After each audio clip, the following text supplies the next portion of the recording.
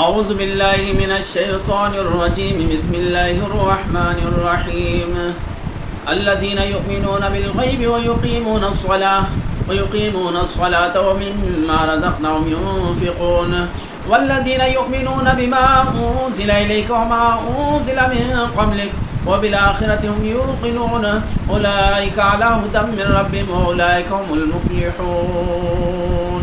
صدق اللہ مولانا العظیم۔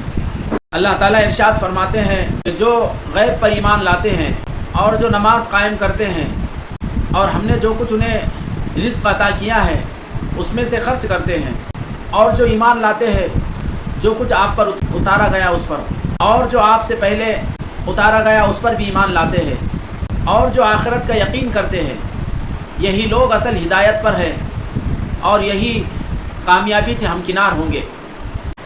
پچھلے آیت میں اللہ تعالیٰ نے یہ بات ارشاد فرمائی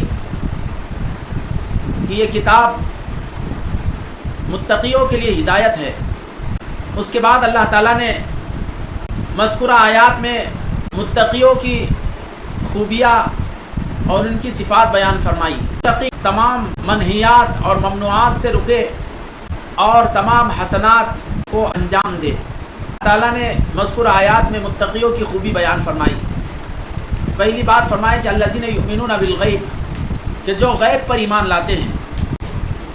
غیب کے سلسلے میں یہ کہا کہ یؤمنون بالغائبین، کہ وہ جب نبی پاک صلی اللہ علیہ وسلم اور صحابہ سے الگ ہوتے ہیں، جدا ہوتے ہیں، اس وقت بھی وہ ایماندار ہوتے ہیں، اس وقت بھی وہ مومن ہوتے ہیں، منافقین کی طرح نہیں کہ جو اذا لقوا الذین آمنوا قالوا آمنا واذا خلوا الی شیاطینہم قالوا انا معکم، کہ جب ایمان والوں کے ساتھ ہوتے ہیں، ان سے ملاقات کرتے ہیں تو وہ کہتے ہیں کہ ہم نے ایمان لایا، لیکن جب وہ ان کے شیاطین سے ملاقات کرتے ہیں تو پوری تاکید کے ساتھ کہتے ہیں کہ ہم تمہارے ساتھ ہیں۔ تو ایمان والوں کے سلسلے میں بیان فرمایا کہ ایمان والے جیسے ایمان والوں کے ساتھ رہ کر اپنے ایمان کا اظہار کرتے ہیں، ایسے ہی ان سے جب ہٹ کر تنہائیوں میں جاتے ہیں یا غیروں سے ان کا سابقہ پڑتا ہے، وہاں پر بھی وہ اپنے ایمان پر قائم رہتے ہیں۔ دوسری بات کہ یؤمنون بالغیب، غیب کی جو بھی باتیں ہیں ان تمام چیزوں پر ایمان لاتے ہیں۔ غیب شہود کی ضد ہے، ہر وہ چیز جو نظر سے غائب ہو اور چھپی ہوئی ہو اس پر غیب کا اطلاق ہوتا ہے، یعنی وہ غیب میں شمار ہوتی ہے۔ اسی طرح مشاہدے اور تجربے سے بھی جو ماورا ہو اور بالاتر ہو وہ غیب میں شامل ہوگی۔ لسان العرب میں دیا کہ الغیب کل ما غاب عنک، غیب کا اطلاق ہر اس چیز پر ہوتا ہے جو تمہارے ادراک اور تمہارے علم سے غائب ہو۔ دیگر اہل لغت نے دیا کہ کل غائب عن الحاسہ، کہ غیب کا اطلاق ہر اس چیز پر ہوتا ہے جو انسان کے حادثے سے ماورا ہو، انسان کے حادثے سے جو باہر کی چیزیں ہیں۔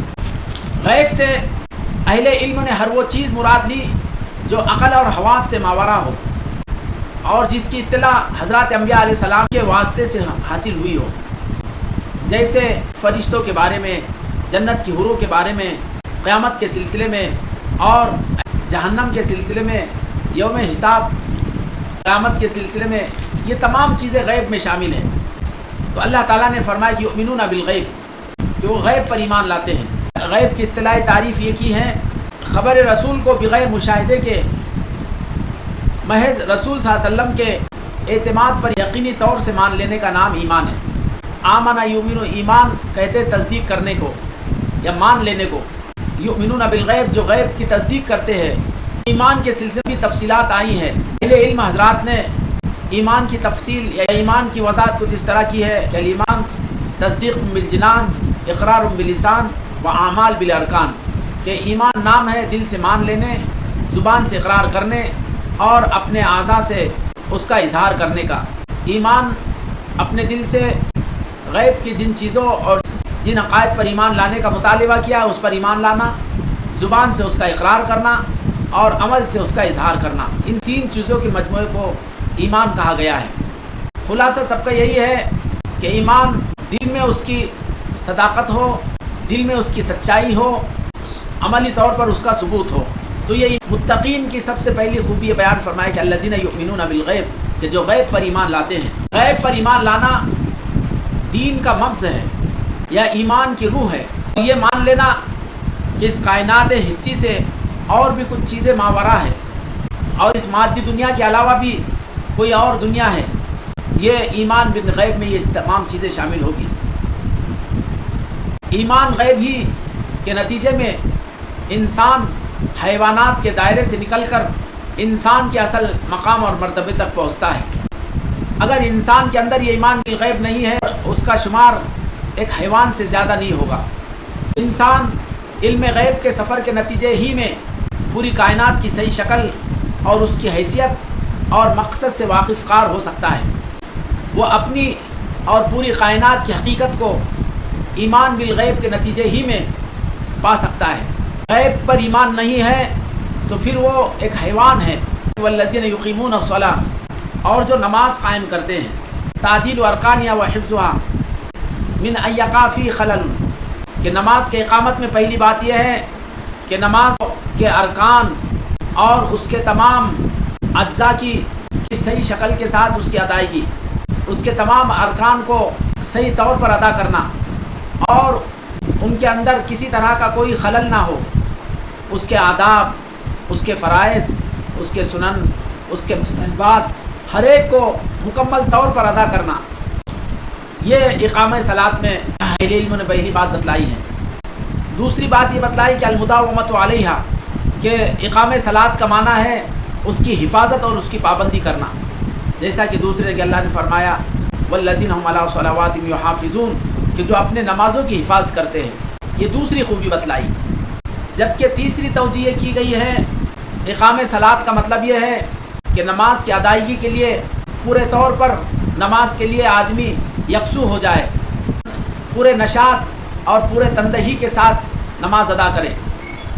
اس کے اندر کسی طرح کی کوئی سستی اور غفلت نہ ہو، جو کہ منافقین کی عادت ہے. وَإِذَا قَامُوا إِلَى الصَّلَاةِ قَامُوا كُسَالَىٰ، کہ جب وہ نماز کے لیے کھڑے ہوتے ہیں بڑی سستی کے ساتھ اور بڑی پسمردگی کے ساتھ وہ کھڑے ہوتے ہیں.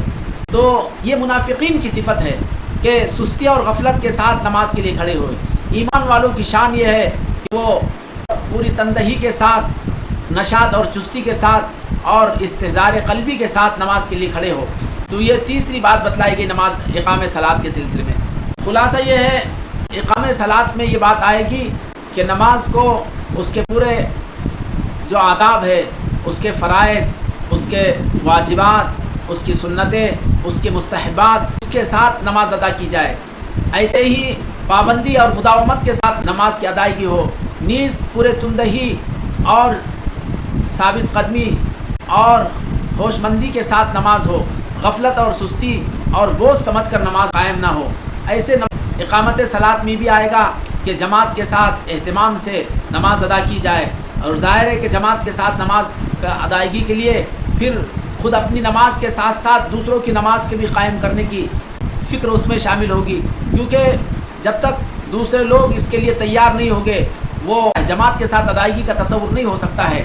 اس لیے یہ تمام چیزیں اقامت صلاۃ میں آ گئی. یہ نہیں کہا کہ یقرؤون الصلاۃ، کہ وہ نماز پڑھ لیتے ہیں، بلکہ یہ کہا کہ یقیمون الصلاۃ، نماز قائم کرتے ہیں. دوسری خوبی بتلائی متقین کی کہ نماز قائم کرتے ہیں. مما رزقناہم ينفقون، کہ ہم نے جو کچھ ان کو عطا کیا ہے، جو کچھ ہم نے ان کو روزی دی ہے اس میں سے خرچ کرتے ہیں. اس میں کئی نقطے کی بات بتلائی گئی. لفظ من لایا گیا جو بعض کو بتلاتا ہے.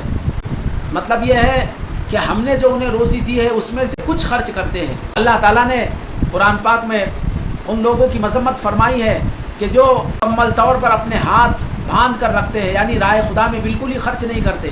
ایسے ہی ان لوگوں کی بھی مذمت فرمائی کہ جو سب کچھ لٹا دیتے ہیں. فرمایا کہ لا تجعل یدک مغلولۃ الی عنقک ولا تبسطھا کل البسط، کہ اپنے ہاتھ کو اپنے گردن میں لٹکا نہ دو اور ایسے ہی اس کو مکمل طور پر پھیلا بھی نہ دو. لٹکانے سے مراد یہ ہے کہ راہ خدا میں بالکل ہی خرچ نہ کرے، بالکل اپنے ہاتھ باندھ لے. اور دوسری طرف یہ خرچ کرے تو بے تحاشا خرچ کر دے. آدمی سب کچھ خرچ کر بیٹھے اور پھر آدمی لوگوں کے سامنے دست درازی کرے. الغرض یہ دونوں پہلو مذموم ہے. اللہ تعالیٰ نے یہاں پر فرمایا کہ وَمِمَّا، کہ ہم نے جو کچھ عطا کیا اس میں سے وہ کچھ خرچ کرتے ہیں، یہ بات فرمائی. ساتھ ہی ساتھ اس میں مفعول کو مقدم لایا گیا. عربی کے نہج کے اعتبار سے جس چیز کی اہمیت مقصود ہوتی ہے اس کو مقدم لایا جاتا ہے. تو یہاں پر خرچ کرنے سے پہلے اس کے مفعول کو مقدم لایا گیا کہ مما رزقناہم، کہ جو ہم نے ان کو رزق عطا کیا اس میں سے خرچ کرتے ہیں. تو اس سے خرچ کرنے کی اہمیت کا اندازہ ہوتا ہے کہ وہ کس اہتمام سے راہ خدا میں خرچ کرتے ہیں. تو یہ ایمان والوں کی تیسری خوبی بیان فرمائی. اس کے بعد آگے فرمایا کہ والذین یؤمنون بما انزل الیک، کہ وہ لوگ جو کچھ آپ پر اتارا گیا اس پر ایمان لاتے ہیں. ما انزل من قبلک، اور جو آپ سے پہلے جو اتارا گیا اس پر بھی ایمان لاتے ہیں. سابقہ آیت میں اللہ تعالیٰ نے تذکرہ کیا تھا کہ یؤمنون بالغیب، کہ جو غیب پر ایمان لاتے ہیں. وہاں پر اجمالی شکل یعنی تفصیل نہیں بیان کی تھی کس غیب پر ایمان لاتے، لیکن اس آیت میں اس کی تفصیل بیان فرمائی. آپ پر جو شریعت اتاری گئی، آپ پر جو دین اتارا گیا، آپ کو جو دین دیا گیا، اس مکمل دین پر وہ ایمان لاتے ہیں. ظاہر ہے کہ یہ دین نہ صرف آخرت نہ صرف دنیا بلکہ یہ ہر ناحیے سے ایک مکمل دین ہے، مکمل ضابطۂ حیات ہے. اس میں ایمانیات بھی ہے، اس میں احکامات بھی ہے، اور اس میں معاملات بھی ہے، اس میں ایسے ہی اخلاقیات بھی ہے. انسان کے رہنمائی کے جتنے پہلو ہو سکتے ہیں اور جس قدر احکامات ہو سکتے ہیں وہ تمام کے تمام اس میں شامل ہے. تو اللہ تعالیٰ نے ان کی یہ چوتھی خوبی بیان فرمائی کہ والذین یؤمنون بما انزل الیک، آپ کے طرف جو شریعت جو دین اتارا گیا اس پورے مکمل شریعت پر ایمان لاتے ہیں. تو یہ ایک اہم بات. وما انزل من قبلک، اور آپ سے پہلے جو شریعتیں اتری ہیں اس پر بھی ایمان لاتے ہیں. نبی پاک علیہ الصلاۃ والسلام کی آمد سے پہلے دنیا میں جتنے انبیاء علیہ السلام آئے اور جو شریعتیں آئی ہیں وہ شریعتیں اپنی جگہ برحق ہے. تو یہاں پر ایک اہم بات یہ ہے کہ نبی پاک صلی اللہ علیہ وسلم پر جو بھی احکامات، جو بھی شریعت اور جو دین آیا ہے اس مکمل دین پر ایمان لانا. یہ نہیں بتلایا کہ یعملون بما، کہ جو آپ پر شریعت اتاری گئی اس پوری شریعت پر عمل کرتے ہیں. یہ بھی ضروری ہے کہ پوری شریعت پر عمل کرے، لیکن اس سے پہلے اس پر ایمان لائے کہ جو شریعت جو دین آپ کو دیا گیا اس مکمل دین پر ایمان لانا ضروری ہے. ماں جو ہے عموم کے معنی پر دلالت کرتا ہے. اللہ تعالیٰ نے بات فرمائی کہ جو شریعت آپ پر اتاری گئی ہے اس مکمل شریعت پر ایمان لاتے ہیں. تو مکمل شریعت پر ایمان لانا یہ ضروری ہے. شریعت کا کوئی حکم اور شریعت کا کوئی ایسا مسئلہ نہ ہو کہ جس میں انسان ایمان نہ لائے.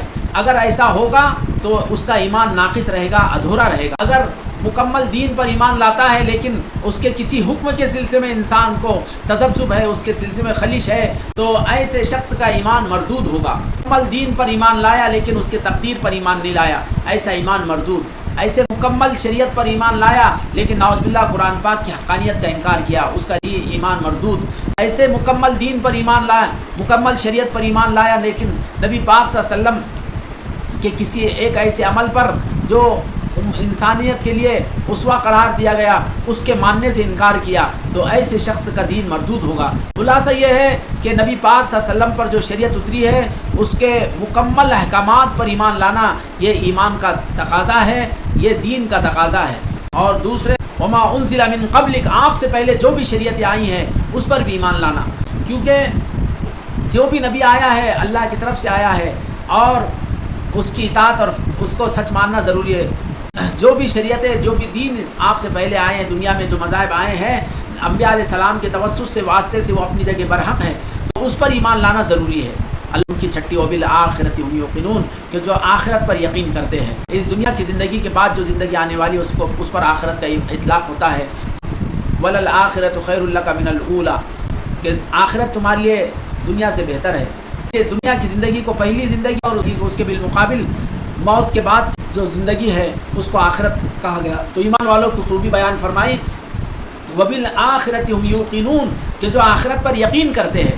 یقین ایسی چیزوں پر ہوتا ہے کہ جس کے سلسلے میں شکوک تھے، شبہات تھے، لیکن پھر دلائل کی بنیاد پر اس کے سلسلے میں جو شکوک تھے اس کو دور کر کے اس پر یقین کر لیا، اس کو ایمان کہتے ہیں. تو اللہ تعالیٰ نے ایمان والوں کی خوبی بیان فرمائی کہ وبالآخرۃ هم یوقنون، کہ جو آخرت کا یقین کرتے ہیں. آخرت یہ 6 خوبیاں اللہ تعالیٰ نے متقین کی بیان فرمائی اور اس کے بعد فرمایا کہ اولئک علی ھدی من ربہم، کہ یہی لوگ اصل ان کے رب کی طرف سے ہدایت پر ہے. یہاں پر علی ھدی کہا کہ وہ ہدایت پر ہے، یعنی یہی لوگ اصل ہدایت یافتہ ہیں. ان صفات اور ان خوبیوں سے جو لوگ متصف ہے حقیقی معنی میں وہی ہدایت یافتہ ہے. اس کے علاوہ جو ہوگے وہ گمراہ ہو گئے، ہدایت سے محروم ہو گئے، ہدایت سے وہ دور ہو گئے. تو اللہ نے بات فرمائی اولئک علی ھدی من ربہم، ان کی تخصیص بیان فرمائی خاص طور سے اور پھر فرمایا وَأُولَٰئِكَ هُمُ الْمُفْلِحُونَ کہ یہی لوگ اصل کامیابی کو اور فلاح کو پہنچیں گے. تو اس میں بھی تخصیص کا صیغہ استعمال کیا. المفلحون اولئک یوں کہا جا سکتا ہے, کوئی اور انداز اختیار کیا جا سکتا, لیکن اولئک کہہ کے تخصیص کر دی کہ یہ 6 خوبیاں جن متقیوں کے اندر ہوگی, 6 خوبیوں کے جو سے متصف ہو گئے, وہی لوگ اصل ہدایت یافتہ ہے, وہی لوگ اصل کامیابی کو پہنچنے والے ہیں. اللہ تعالیٰ نے کامیاب ہونے والے گروہ, کامیاب ہونے والی جماعت اور فلاح اور بہبود سے ہمکنار ہونے والی جو مبارک جماعت ہے, اللہ نے ان کا ان آیات میں تذکرہ فرمایا ہے. ان کی جو اعلیٰ صفات ہے ان کا تذکرہ کرنے کے بعد وہ کامیابی اور فلاح حاصل ہوگی, اس کا تذکرہ فرمائے. کہ اللہ سے ہم یہی دعا کرتے ہیں کہ اللہ تعالیٰ ہمیں ان عظیم خوبیوں سے متصف فرما, اور جس ہدایت کی انہیں خوشخبری سنائی گئی اللہ اس ہدایت سے ہمیں بھی مالا مال فرمایا, اور پھر اس کے نتیجے میں جو آخرت کی فلاح بہبودی ہے اللہ تعالیٰ ان تمام سے ہم تمام کو اور ہماری تمام نسلوں کو, ہر ایمان والے کو اللہ ہمکنار فرمائے. آمین. وآخر دعوانا الحمد للہ رب العالمین.